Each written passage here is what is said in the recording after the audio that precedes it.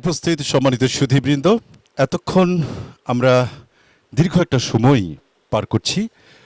অনেক মূল্যবান কথা শুনেছি, অনেক গুরুত্বপূর্ণ কথা শুনেছি, অনেক কথা যেগুলো আমাদের প্রত্যেকের জন্য দরকার, আমাদের সমাজের জন্য দরকার, রাষ্ট্রের জন্য দরকার। এরকম অনেক গুরুত্বপূর্ণ কথা শুনেছি। অনেক কবি লেখকদের আজকের এই সম্মেলন, আজকের এই অংশগ্রহণ, জাতীয় লেখক পরিষদের কার্যনির্বাহী পরিষদের এই সভায়, এবং যারা যারা উপস্থিত হয়েছে প্রত্যেকে স্বস্বক্ষেত্রে গুণী ব্যক্তিত্ব। আজকের এই গুরুত্বপূর্ণ অনুষ্ঠান যিনি প্রিজাইড করছেন, এই অনুষ্ঠানে যিনি সভাপতিত্ব করছেন, তিনিও একজন আলোকিত ব্যক্তিত্ব। আমাদের মাঝে সভাপতি হিসেবে এতক্ষণ গুরুত্বপূর্ণ দায়িত্ব পালন করছিলেন বিশিষ্ট গল্পকার, বিশিষ্ট কবি এবং ঔপন্যাসিক জনাব সালাম সালেউদ্দিন। সভাপতির বক্তব্যের মধ্য দিয়ে আমাদের আজকের এই অনুষ্ঠানের আনুষ্ঠানিক কার্যক্রম শেষ হবে। আমি আজকের অনুষ্ঠানের সম্মানিত সভাপতিকে সবিনয় অনুরোধ জানাচ্ছি সভাপতি হিসেবে তার গুরুত্বপূর্ণ বক্তব্য উপস্থাপনের জন্য। সম্মানিত সভাপতি জনাব সালাম সালেউদ্দিন, কবি, ঔপন্যাসিক এবং গল্পকার। ধন্যবাদ সবাইকে। প্রথমেই আমি যারা দূর দূরান্ত থেকে আজ জাতীয় লেখক পরিষদের কার্যনির্বাহী পরিষদের সভায় উপস্থিত হয়েছেন তাদেরকে জানাই ধন্যবাদ এবং কৃতজ্ঞতা।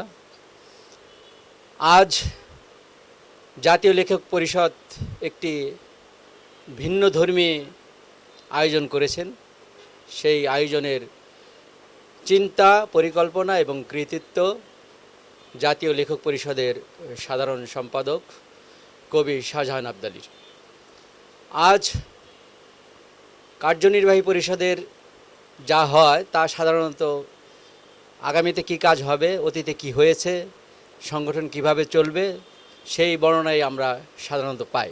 কিন্তু আজকে দেখলাম যে একটি ব্যতিক্রমধর্মী কাজ, যে কাজটি হচ্ছে যে লেখক, যাদেরকে আমরা বলি যে জাতির বিবেক, সমাজের বিবেক, সমাজের দর্পণ, যাদের লেখার মাধ্যমে প্রতিফলিত হয় জীবনের নানা দিক, সমাজের নানা দিক, সেই লেখকদের সমাবেশ আজকে। এবং সেই লেখকদের মধ্য থেকে বিভিন্নভাবে তাদের জীবনের বিভিন্ন অংশ সাক্ষাৎকারের মাধ্যমে যে উঠে এসেছে সেটা আমাকে আপ্লুত করেছে। আমি খুবই চমৎকৃত এই ধরনের একটি অনুষ্ঠানে।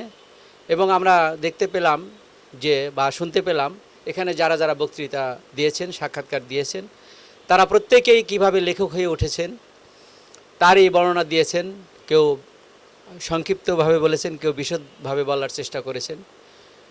আমরা যারা লেখালেখি করি, কি কবিতা, কি উপন্যাস, কি গল্প, কি নাটক, যে মাধ্যমেই আমরা কাজ করি না কেন, আমাদের লক্ষ্য একটাই, সেটা হচ্ছে সমাজকে আলোকিত করা, সমাজকে বিকশিত করা, সমাজের অন্যায়, অসঙ্গতি সেটাকে তুলে ধরা এবং আমাদের মধ্যে লেখার মাধ্যমে দ্রোহকে জাগ্রত করা।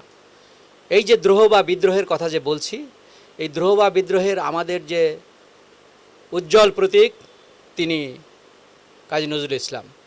তিনি যেভাবে স্বদেশী চেতনায় উদ্বুদ্ধ হয়ে স্বদেশ প্রেমকে হৃদয়ে ধারণ করে যেভাবে তিনি কোনো কিছুকেই তোয়াক্কা না করে সামনে এগিয়ে গিয়েছেন, সেই এবং জীবনের জয়গান গেয়েছেন, সেটাই, সেই প্রতিপাদ্যকে সামনে রেখে আমরা উদ্দীপিত হই এবং আমরা এগিয়ে যাওয়ার চেষ্টা করি। এখন আমরা লেখার মাধ্যমে কি ফুটিয়ে তুলতে চাই? আমরা ফুটিয়ে তুলতে চাই যে জীবন কি। এটা আমরা, লেখক প্রথমে ভাবে যে জীবন কি, এবং এই জীবন নিয়ে ভাবতে গিয়ে জীবন রূপায়ণ প্রক্রিয়াটা লেখক তার লেখার মাধ্যমে বিভিন্নভাবে তুলে ধরেন।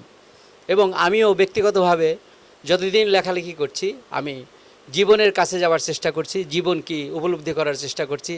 এবং আমি মনে করি যে দুটো শক্তিশালী মাধ্যম আছেন যেখানে জীবনকে বোঝার জন্য, উপলব্ধি করার জন্য খুবই কাজ করে। একটি হচ্ছে উপন্যাস, আর একটি হচ্ছে সিনেমা। আমরা যদি চলচ্চিত্রে এবং উপন্যাস, সে যে জীবনের যে বড় ক্যানভাস, এবং আরেকটি ব্যাপার আছে মহাকাব্য। তো মহাকাব্যের ব্যাপারে অনেকেরই এইভাবে আগ্রহ নেই। মহাকাব্য অনেকেই ওইভাবে আগ্রহ সহকারে পাঠ করেন না বা অনুধাবন করার চেষ্টা করেন না।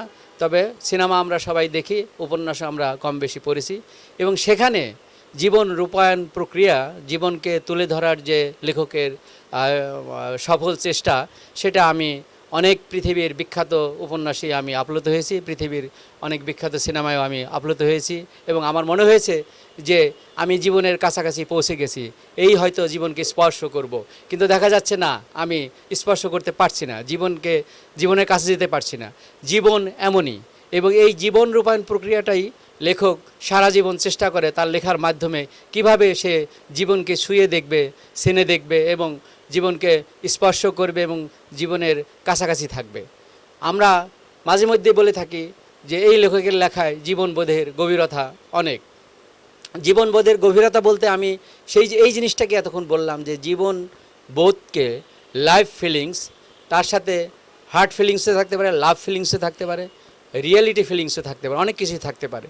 সেই বিষয়গুলোই লেখক তার লেখায় তুলে আনেন এবং পাঠক পড়েন। তো আজকে বিভিন্ন সাক্ষাৎকারের মাধ্যমে লেখকরা যে কথাগুলি বললেন, সে কথাগুলো আমাদেরই জীবনেরই অংশ, এবং আমরা সেই কথা থেকে অনুপ্রাণিত হব এবং আমরা লেখালেখিতে সামনের দিকে এগিয়ে যাব, আমরা সমাজ বিনির্মাণের দিকে এগিয়ে যাব। আরেকটি কথা উঠে আসছে যে সমীর আহমেদ এবং আরিফ মঈনুদ্দিন দুজনই বলেছেন যে লেখকরা এখন গোষ্ঠীবদ্ধ, লেখকরা স্বার্থান্ধ, তাদের নিজের দিকে তাকানো ছাড়া, নিজের স্বার্থের দিকে তাকানো ছাড়া সমাজের দিকে তাকানোর, রাষ্ট্রের দিকে তাকানোর এবং গণমানুষের দিকে তাকানোর তাদের আর সুযোগ নেই। এই প্রবণতা থেকে, এটা বিপজ্জনক প্রবণতা আমি বলবো, এবং এই প্রবণতা থেকে বেরিয়ে আসার জন্য আমি সব লেখককে